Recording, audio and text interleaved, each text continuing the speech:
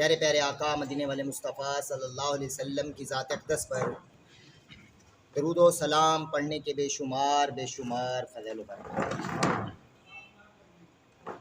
تو ہمیں چاہیے کہ ہم بھی پیارے آقا صلی اللہ علیہ وسلم کی ذات اقدس پر کثرت کے ساتھ درود پاک پڑھا کریں۔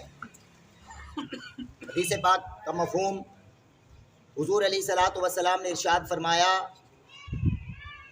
کہ جو میری محبت کی وجہ سے 3 مرتبہ صبح اور 3 مرتبہ شام کو میری ذات پر درود پڑھے گا تو اللہ تبارک و تعالیٰ پر حق ہے کہ اللہ تعالیٰ اس بندے کے اس رات کے اور اس دن کے گناہوں کو معاف کرے۔ سبحان اللہ۔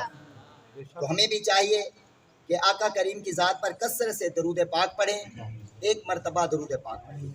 اللہم صلی علی سیدنا و مولانا محمد معدن الجود والکرم وعلی آلہ وصحبہ وبارک وسلم۔